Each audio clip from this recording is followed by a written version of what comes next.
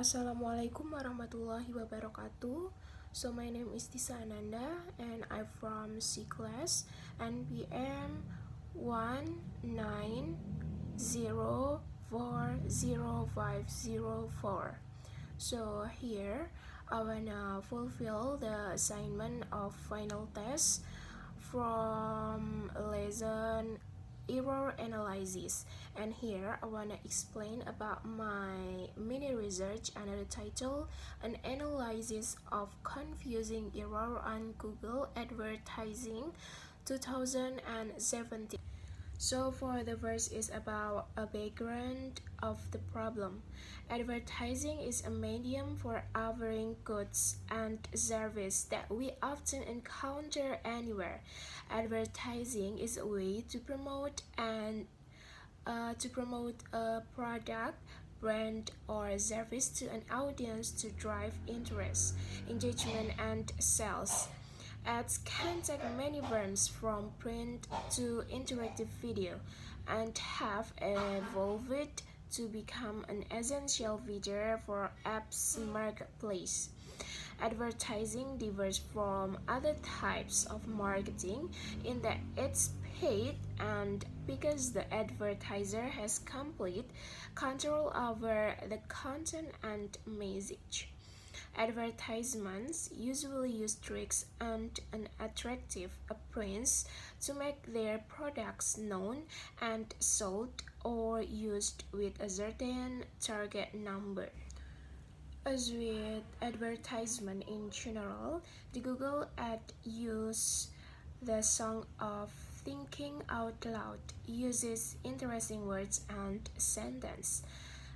The researchers saw an element of confusion error in the advertisement, which made the researcher interested in analyzing it. In line with this study uses Carl James' theory of language confusion errors and use descriptive qualitative methods. And next, about identification of the problem. So this study focuses on the confusion error in an advertisement, which is analyzed using Carl James' theory.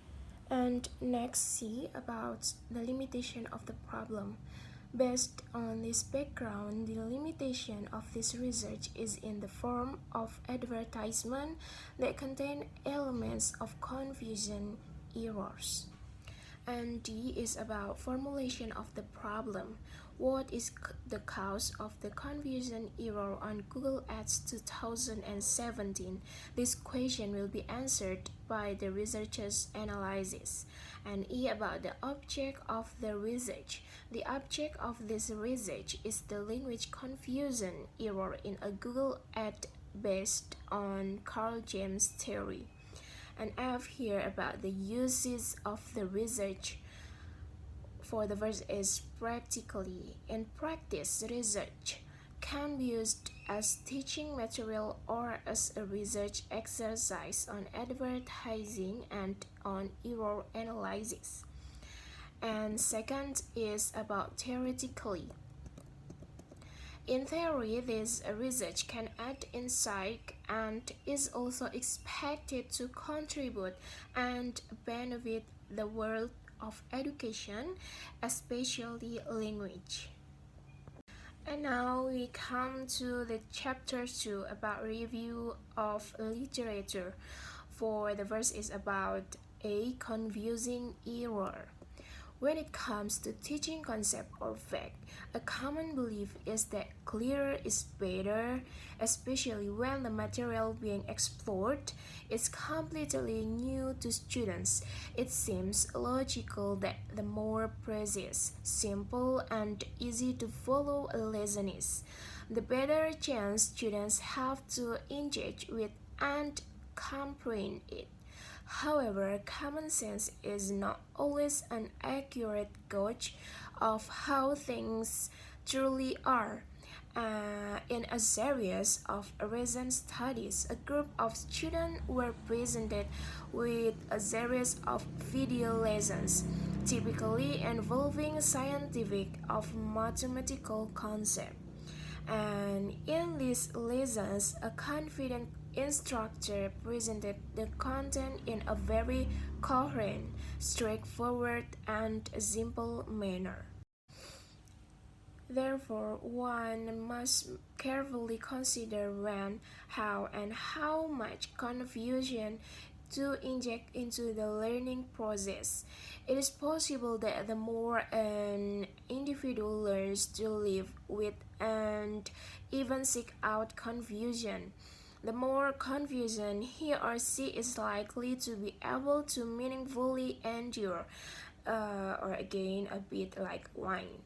It is here where building a culture that accepts confusion as a worthwhile state of learning becomes all important. And next be about advertisement. An advertisement is a paid promotional tool backed by an identified sponsor to call public attention to an offering or a brand. This definition of advertisement can be divided into three parts. It's a paid promotional tool. It means advertisement are paid promotional message communicated by some mass communication media. An identified sponsor backs it. Advertisement are backed by identified sponsors called advertisers who pay to create advertising message by media slots and monitor advertising efforts. It aims to call public attention towards an offering or a brand. It means advertisements are intended to inform the target audience about a particular offering or a brand or influence them to do certain things. In simple terms, an advertisement is a paid communication message intended to inform people about something or influence them to buy, try, or do something. First is about types of advertisement. For the first is about print advertisement. It means a mass advertisement strategy that use hard copy printed mediums like newspapers, magazines, or brochures. And B, broadcast advertisement. C, outdoor advertisement. D, digital advertisement. E, product or brand integration. And here, besides these three main objectives, advertisement also focus on a building brand, and then increasing sales, and then creating demand, engaging with the target audience, and then expanding customer base, and the last is changing customers' attitude. Here, advertisements are important for both the business and the customers. A, for the customers, they increase awareness, and then they make decision making convenient. And then B, for the business, first they lead to sales, they create awareness, and they help build a favorable brand image.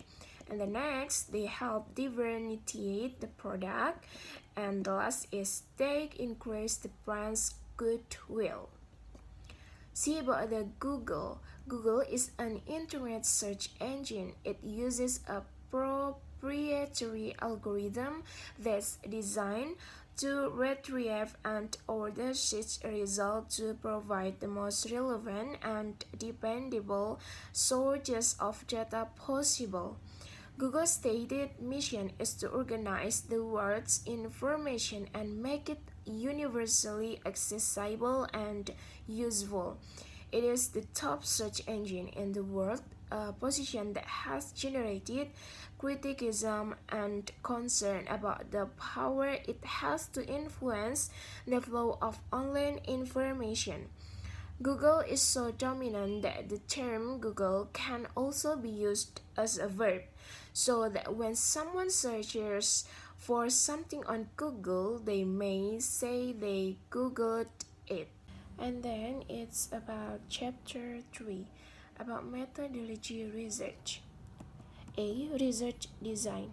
The information qualitative researchers collect in order to gain insight into people's constructions of the world is obtained by means of narrative in which the people being studied communicate the way they understand the world. And then B. Research instrument. In qualitative research, the main tool or instrument of data collection is the human or the researcher himself by observing, asking, listening, asking and taking research data.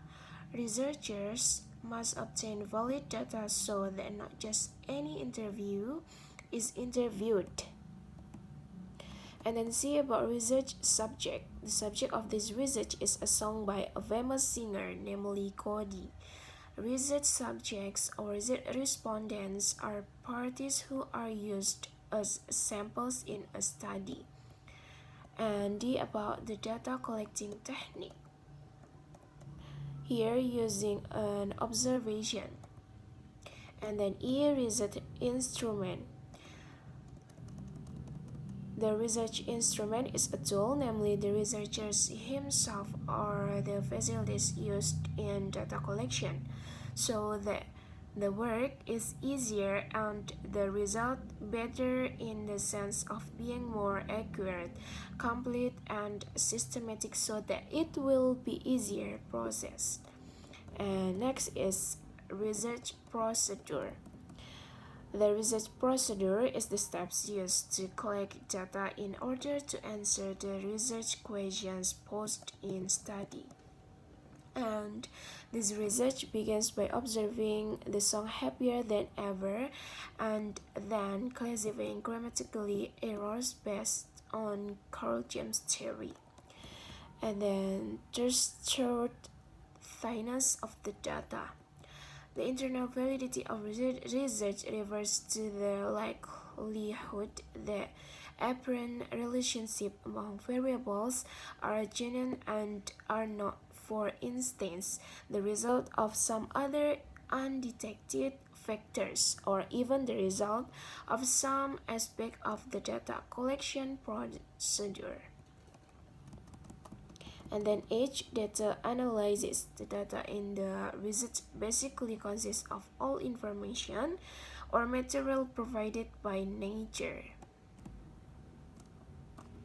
And then chapter 4 is about result and discussion. The research procedure. Then after the data has been collected, it is time to analyze according to the applicability theory, and finally do the conclusions and result. The process of treatment. And then chapter 5 is about conclusion. So it can be concluded that the confusion of these advertisements isn't because of the phoneme consonant, but because of the rhythm adjustment.